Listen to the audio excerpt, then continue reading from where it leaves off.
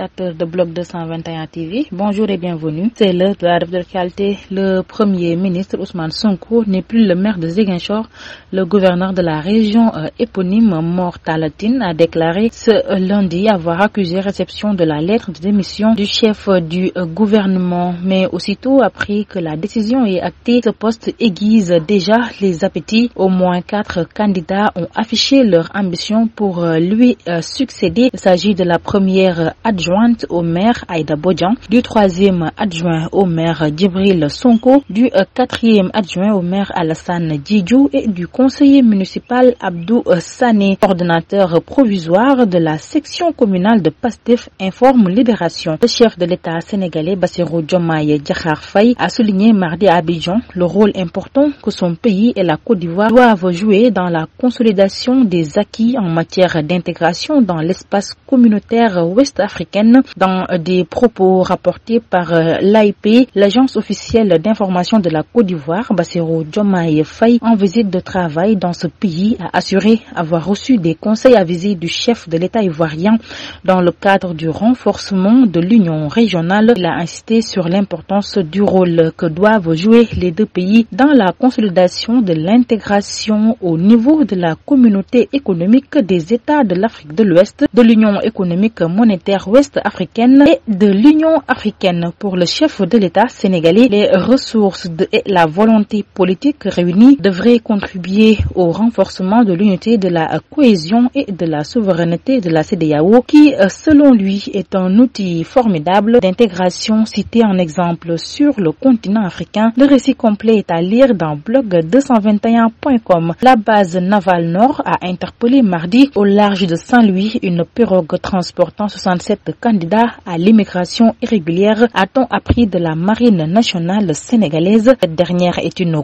composante navale des forces armées du Sénégal. Elle a pour mission d'assurer la souveraineté du Sénégal dans sa zone économique exclusive. Elle surveille aussi l'espace maritime national. Sur l'international, comme annoncé ce mardi en Afrique du Sud, les équipes de secours qui tentent de retrouver les dizaines d'ouvriers du bâtiment disparus depuis l'effondrement d'un immeuble ont trouvé 11 personnes enterrées vivantes sous les décombres mardi. Le bâtiment d'habitation de 5 étages était en cours de construction lorsqu'il s'est écroulé lundi dans la ville de Georges, à environ 400 km à l'est du Cap.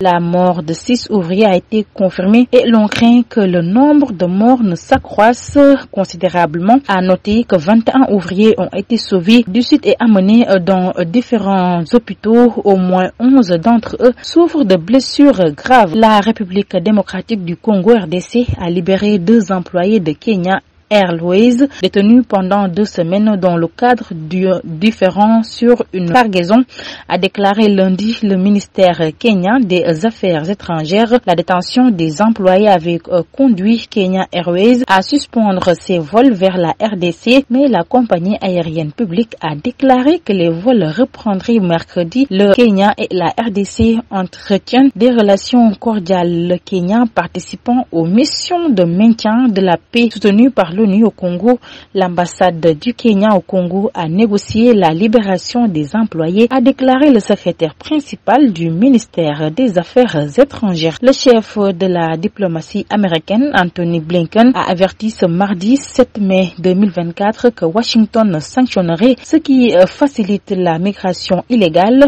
pointant du doigt les vols charters arrivant au Nicaragua avec des candidats asiatiques et africains à l'exil aux États-Unis.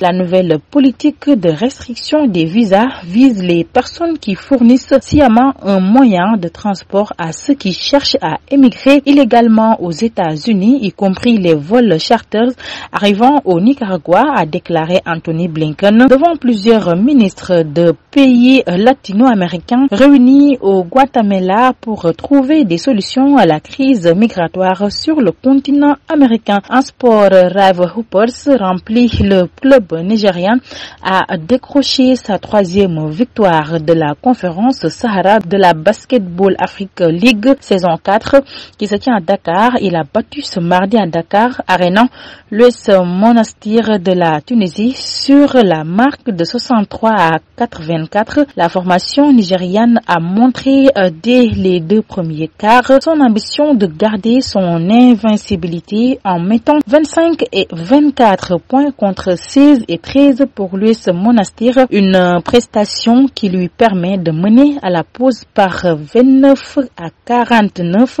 Les Tunisiens ont réagi dans le 3e quart, mais insuffisant pour revenir au score dans cette partie de la rencontre. River Hoopers reste ainsi leader de la conférence avec 6 points plus 34 et se rapproche des playoffs. C'était tout pour aujourd'hui. Nous vous donnons rendez-vous très prochainement. Mais d'ici là, restez avec nos programmes.